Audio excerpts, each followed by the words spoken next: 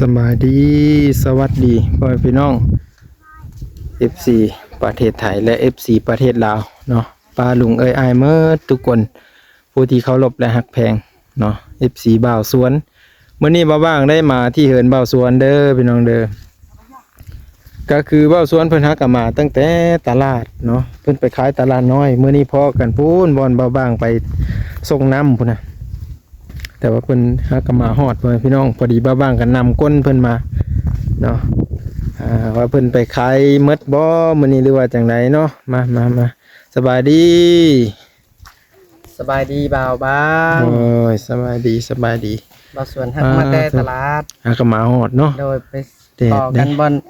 ส่งน้ำ บอนเบาบางสงน้ำแม่นแล้วก็เลยได้นำมาเพื่อพี่น้องโดยเอาหักก็มาแต่อันแล้วก็หักก็อาบน้ำพักผ่อนได้ขายหมดอยู่บ่บ่าวสวนมื้อนี้ฮะโดยได้ขายหมดโอ้ขายหมดขายดีอยู่เนาะโดยนี่เพื่อนพี่น้องในนี้ได้เสานี่ได้ไม่ได้เข้าโดยโค้งไปทางเลือดอ่ะโค้งไปทางฝุ่นแหละกะลางโอ้โค้งทางบ้านใหญ่เพื่อนพี่น้องคนมันร้ายเนาะทางนั้นเนาะลูกกินลายบอกไงลูกกินลายลูกกินลายกันเฮานี่กับลูกกับยุ่มเธอแล้วเนาะเด็กน้อยเขากำลังกินได้เลยพี่น้องเขาก็ลีกไปทางฝุ่นถ้าเขาเว้นไปทางฝุ่นมื้ออื่นจะสิเข้ามาทางนี้วันเว้นวันเอาเนาะโดยประชาชนก็ขายหมดแต่12:30โอ้12:30ไว้พี่น้องเอ้ย12:30เอาดีแล้วมาฮอดเป็นรถรางเพื่อปกติทุกอย่างอยู่บ่เครื่องจักรปกติทุกอย่างเครื่องจักรเครื่องยังใช้ได้ปกติเนาะโดยพี่น้องเอ้ยจักรใช้ได้ปกติเป็นเรื่องคือบ้านนี่ครับอันนี้ก็ผู้หลักผู้ใหญ่เพิ่นมาฮอดมาหาบ่าวสวนเพิ่นมาบ่ผู้หลักผู้ใหญ่บ่าวลาวพาเพิ่นเอาจกสว่านแล้วก็เอาปึ้มเขียนบ่ปึ้มเขียนจำนวนหลายเพิ่นให้ลูกของ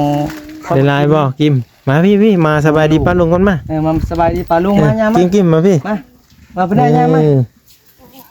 ปึ้มเขียนลาย10คนละ10หัวเลยโดยคนละ10กุมมัดปีเนาะมาพี่เฮามานำพ่อจ้ะพี่สบายดีสบายดีสบายดีป้าลุงได้ปึ้มเฮาเห็นแล้วบัดนี้โดยจะลุงเล่าผู้หลักผู้ใหญ่เพิ่นมาแต่ต่างประเทศบ่เพิ่นพากมาแต่นำมาลุงเล่าแหละไปก็บ่ทันได้ทำชื่อเพิ่นผู้เอาให้ปึ้มนำมาลุงเล่าเอาก็ขอบคุณหลายๆขอบคุณหลายๆน้ำลังปึ้มเด้อผู้หลักผู้ใหญ่บ่าวเล่าพาเพิ่นกับเอ่ยไล่เพิ่นเฮามาพี่เนาะอันนี้เนาะเขามาพี่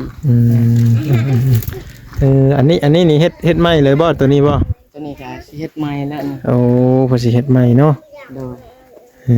อันนี้เจ้าเฮ็ดเองหมดเลยอันนี้ยังบ่ทันได้มีใหม่บ่ทันได้มีใหม่เพราะว่าบ่าวสวนนี่ก็สิหาใหม่มาใส่ได้แนวมุงนี่แน่ก็บ่มีเงินนี่แนวมุงหลังคานี่เนาะโดยแบบหลายเติบบ่าวสวนสังกะสีนี่ใส่สังกะสีนี่ก็สิ7แผ่นนะ7แผ่นเนาะแผ่นอันนี้7แผ่นแผ่นอันนี้นี่7แผ่นอะลูซิงนี่เนาะโดยคันว่าแผ่นธรรมดาดิธรรมดานี่ก็บ่ส่วนครับทันไรบ่ประมาณบ่ถือว่าอันตัวนี้มันสิใหญ่กว่าเนาะใหญ่กว่าหลายเลยพ่อพี่น้องเอ้ยท่านได้ถมสิได้ถมอันนี้แหละมื้ออื่นนี่แหละสิได้ถมมันนี่ถมอันนี้ใหม่เทใหม่เนาะโดยถมขี้ดินนี่มื้ออื่นแล้วสิได้ถมหาเฮ็ดด้ามจกด้ามสว่านเพิ่นมีจกมีสว่านแล้วได้พ่อพี่น้องผู้หลักผู้ใหญ่เพิ่นเอามาให้เพิ่นฝากมาให้เนาะโดยเพิ่นฝากมาให้คันสมมุติเบาสวนยังบ่ทันมุงพ้นตกมาแห้งนี่เป็นจะได้มันพระเข้าไหนบ่โดยมันพระเข้าในแต่ก็อยู่ได้อยู่ในอยู่ได้เนาะแต่ว่ามันบ่ยักงามเนาะเลยเบาสวนเพิ่นจะเกาะอ้อมบ่ในแบบนี้เย็นๆแน่ไว้บ่นั่งอยู่นอกเลยเนาะจังซั่นพี่น้องยาละกันยานี่ใจเฮาเนี่ยสิเนาะดิพี่น้องกะอันนี้นี่ถือว่าเพิ่นเฮ็ดเองเลยแต่ว่านี่เนาะเพิ่นขึ้นไม้ขึ้นยังอีกนี่สิได้ถมมานี่แหละนี่ได้จบเราผู้ใหญ่เฮาขาดเงินค่ากับผิดพลาดตอนเกิดอุบัติเหตุฮะตอนเกิดอุบัติเหตุช่องเถื่อแล้วก็เงินก็ผิดพลาด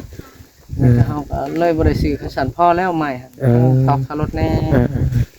แต่มีรายจ่ายในโซนนั้นเลยเนาะ โดย โอ้แม่นแล้วพ่อพี่น้องคักเนาะพาอันนี้เจ้านี่ อันนี้เฮาก็อยากให้ผู้หลักผู้ใหญ่ซอยและนี่นะ ผู้ใดนะก็บ่แล้วก็บ่ส่วนก็สิบ่มีหยังให้เพิ่นมีแต่ตอบบุญแทนคุณขอบคุณหลายๆผู้หลักผู้ใหญ่ผู้ที่ ซอยเรือเนาะ เบิดสุขคนที่มาซอยตอนบ่ส่วน ลำบากเนาะ ลำบาก ที่ บ่ว่างกัน บ่ส่วนได้เพิ่นนั่นแหละมายืน ยืนมือมาซอยเนาะ ยืนมือมาซอย โดย ยืนมือมาซอยซั่นก็สิบ่ได้บ่อยู่แล้ว โดย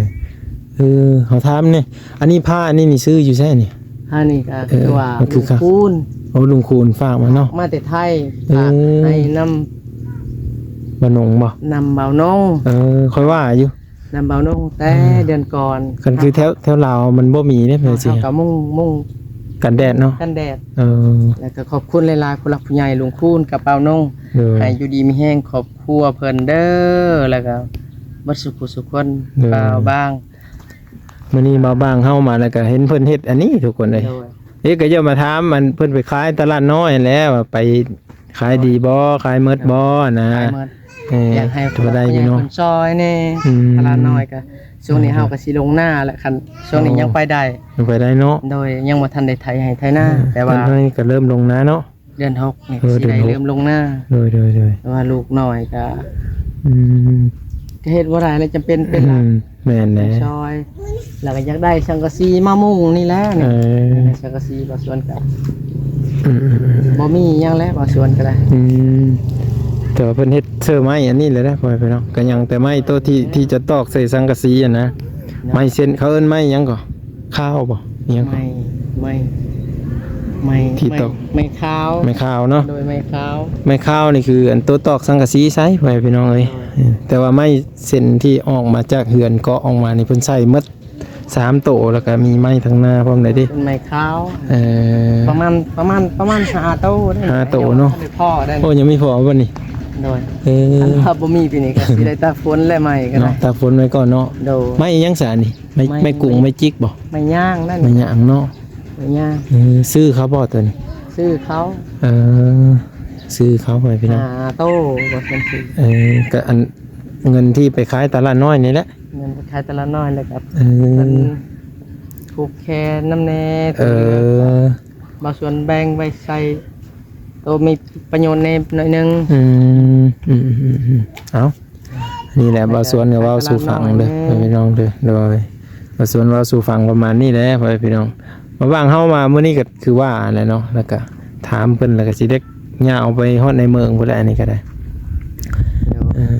มื้ออื่นนี่เจ้าสิทมตัวนี้ โดยสิให้ลูกเมียทมเลย เอาถมทาเนาะ ไปตลาด บ่าวสวนก็สิไปตลาดคือเก่าพี่น้องตัวนี้ดิคันบ่ทมนี่มันสิเจิ้นแน่นี่เนาะ โดยมาสิเจือนและก็ได้จกซานฮะก็เฮ็ดแล้ว โอ้ดิเฮ็ดสิขุดเอาดินแล้วก็ยูมาทมนี่เนาะ โดยหาเอาบนโพน เอาบนโพน แล้ว เออ ทมใส่ คุณแล้วบนโพนไปพี่น้องเอ้ยอย่ามาทมเส้นนี้ เอาอันนี้ก็ขอโทษขออภัยขอฝากบอกผู้หลักผู้ใหญ่เด้อบ่าวบ้างให้อยู่ดีมีแฮงกับบ่าวซาลี่บ่าวคำบ่าวแสนอยู่ดีมีแฮงเบิดสุขสุขคนที่ซอยบ่าวส่วนแบบชีวิตแบบตายๆแล้วบ่าวแสนยังซอยได้บ่าวลาวผาเพิ่นยังซอยได้สาธุบ่าวซาลี่อายุมันขวัญยืน มันยืนอยู่ใส่ก็ให้มีความสุขให้เทวดาเบิ่งแย่งคุ้มครองเพิ่นเด้อสาธุ เด้ออันนี้คือจักใจเบ้าสวนไปพี่น้องเนาะเยอะอวยพรแล้วก็ฝากถึงอ้ายเพิ่นทุกคนที่เข้ามาแล้วก็ FC ป้าลุงที่เข้ามาเบิ่งเพิ่นในพี่น้องกะมาบ้างก็ได้เข้ามาถ่ายให้เบิ่งเด้อพี่น้องเด้อเป็นจังได๋ผิดพลาดประการใดขอโทษขออภัยเด้อบางก็ได้เนาะ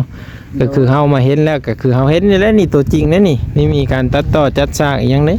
บางเฮามาแล้วก็ก็เลยเพิ่นนั่นเห็นเพิ่นเก็บขี้ยงขี้เหงื่อยังมาบ้างก็เลยถ่ายคลิปนั่นไปเด้อสิเนาะก็ว่าได้ว่าซั่นเนาะเอาคลิปหน้าพอกันใหม่ทุกคนคลิปนี้มาบ้างขอบคุณขอบมกขอบใจอยู่ดีมีแหงเด้อบ่าวสวนเด้อFC บ่าวสวนก็มาคอมเมนต์แน่เนาะมาแสดงความคิดเห็นแล้วก็สามารถเว้าจาโอ้ลมได้เนาะทางเบ้านงก็ได้พ่อแม่พี่น้องเพราะว่าเบ้านงก็อยู่ใกล้คือกันเนาะเบ้านงเบ้าบ้างก็ได้คือกันพ่อแม่พี่น้อง ก็จะเข้ามาหาเพิ่นอยู่เป็นจะได้กะดนๆเข้ามาเทื่อแหละพ่อแม่พี่น้อง โดย กะอยู่ดีมีแฮงเมื่อทุกคนเนาะ โดย โดยไปพี่น้องโจไปเพียงซ้ำนี้เด้อพี่น้องเด้อ